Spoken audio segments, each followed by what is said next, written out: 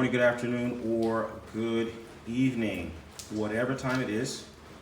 When you hear this message, I pray that you are poised to receive, to accept, and to respond to words of wisdom.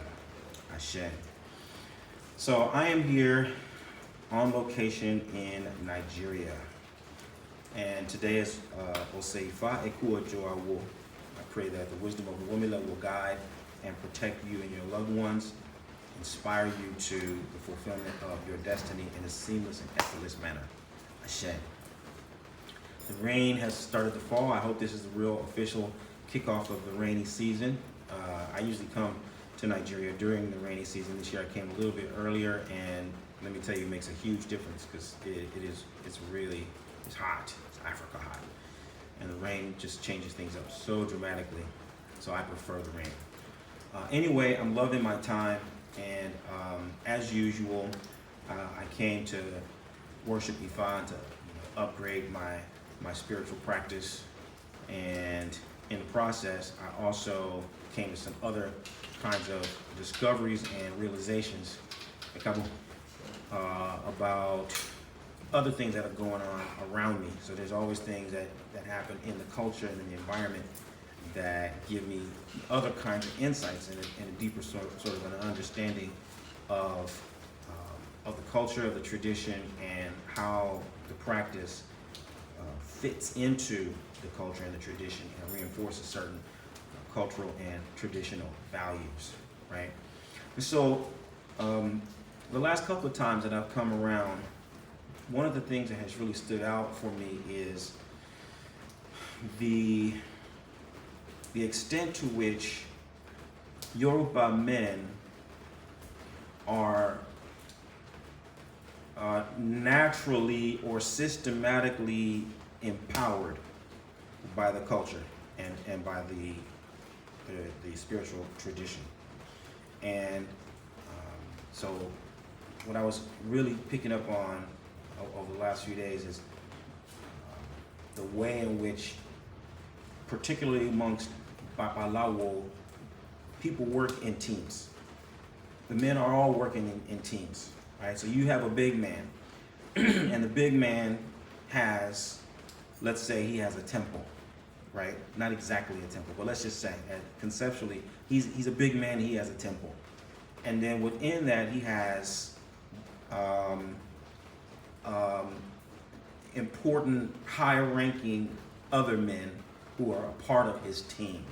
And each of these high-ranking men has their own little squad, right? So you might have a big man who's associated with 8 other men who all are associated with 8 other men, right? So that's like what, 8 times 8 is 64 plus the big man. Let's say 64. You got 65 guys who are loosely associated, and they work together as different clusters of teams that interact with one another. All this is informally defined. It's not, written out as a flow chart the way I'm describing it, but it's just what I observe, right? I say, oh, all these guys they're all working together, and all the men in the little unit are supporting their big man, and then they all come together and they all support the big man.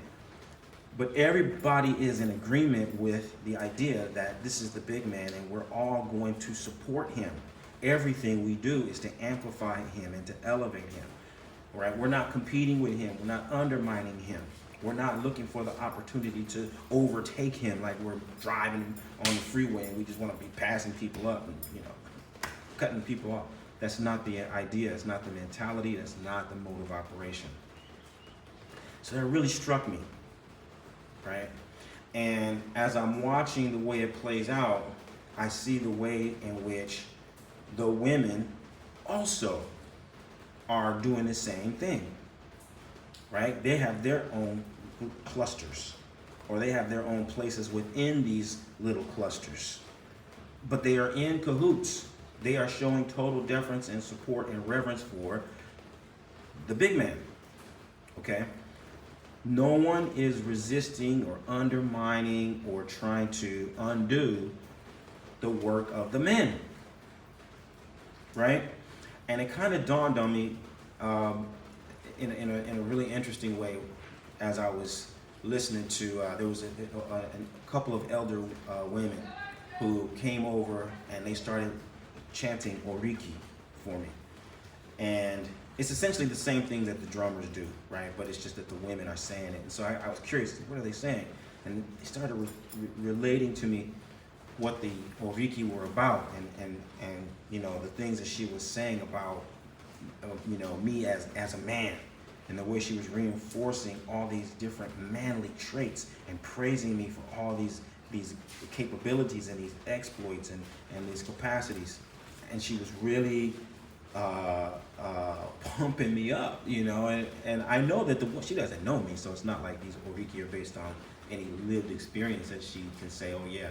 But it's just that she knows that way of talking. She knows that coded language, and she strung it together, and the impact of it, when you hear it, is super empowering. It's super empowering. I really felt like, oh yeah, if somebody was telling me this every single day for my whole life, oh, I'd be taking on the world with supreme confidence. You couldn't tell me nothing, you know. And so when I juxtapose that against just the mere idea, just the mere mention of male empowerment, just the idea, when I just pose the idea to my African American contemporaries, it's a guarantee there's going to be voices of dissent from within my community, that they're going to say, somehow that's not okay, or somehow that's suspicious, or somehow if we're going to empower men, if this is going to happen, then we've got to say that women are doing the same thing, or you know what I mean? It just, there's this air of competitiveness and dissent, right? And so it makes me wonder, why are some people opposed to or resistant to the empowerment of African American men? What is behind that? And of course, I play a little chess. I used to play a little chess. It's been a while since I really sat down and played chess on a regular basis. To be honest, I started playing, and once all my sons got to the point where, you know, it wasn't guaranteed, like they would be beating me. It's all right. I've done my duty. They know how to think, and so that exercise is over. But I don't really play as much as I used to. But I still use the metaphor of chess as a kind of a template for life. And in a really oversimplified way, you got white and you got black. And on the side of the white king is obviously has all the white pieces incentivized and empowered to represent, to uphold, to defend his agenda, to protect his agenda. But in real life, not only does he protect his own agenda and have all of the white pieces incentivized, but he also has created systems through which he incentivizes the black pieces, right? And so there are different ways that he offers things to the black pieces. Excuse me, this is that car's gonna be so loud. There are things that they offer to the black pieces so that they will act according to the white king's desires. They will play out his interests and carry out his agenda within our own community, right? And so, you know, in a derogatory way, we would say that these people are sellouts, right? And, you know, I don't particularly like that language because it's derogatory, it's accusatory, right? I think that we live behind enemy lines and under someone else's economy, and so they're going to create rules that work to their favor. And so, to some extent, everybody is compromised, right? So I don't like to make it like an accusatory thing.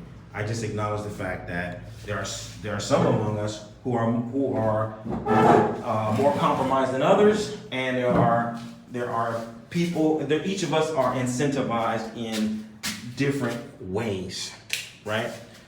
So, what am I trying to say? I'm trying to say that our people have been conditioned to take a stance that is resistant to the empowerment of African American men. For a lot of people, it's unconscious. They haven't even thought it through. And these are men and women, right? I had an interesting and good, fruitful chat with a younger owl, and as part of what prompted me to do this video, because he was describing the way in which within the family he's married into, some of the men have accepted a compromised position within the family, and they directly and indirectly try to undermine his dominance, his leadership, his authority, right? And so, I was saying, yeah, that you're going to find that. In reality, you're going to find that sometimes within, even a family unit, the men, they're dependent on the women, and so they end up taking a position that they have to start doing. They are incentivized to do whatever they can to prove that they will not do anything to upset the balance. And so in a case like that, you have to be respectful of everybody, but you keep a healthy distance, right? So you show up and you do whatever people are doing on a family basis. You check in. You have a nice, cordial, personal relationship with everybody according to the natural affinity you have for people. But you got to measure your steps so that you're not getting into unnecessary back and forth with people, and you're certainly not coming off as being disrespectful to your family members and your elders. But that's just one example in which, why people have been conditioned to undermine male empowerment within our community.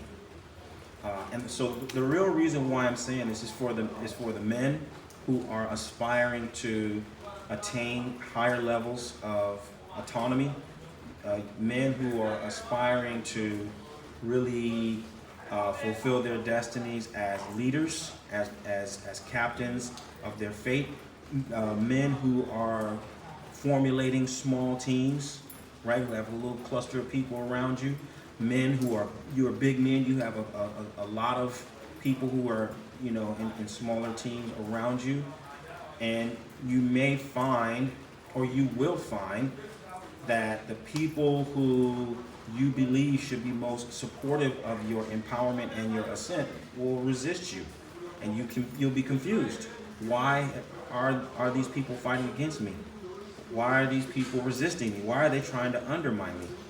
Well, they've got a lot of different reasons. They've been incentivized. They've been programmed. They've been conditioned to treat your empowerment with suspicion and to do whatever they can to prevent you from taking the mantle, right?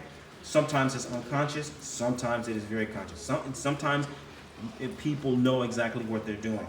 They want to create the chaos. They want to create the disorder. They want to create the uncertainty, because it is, number one, that level, that kind of uncertainty, that kind of wild, wild west environment, it justifies their misbehavior.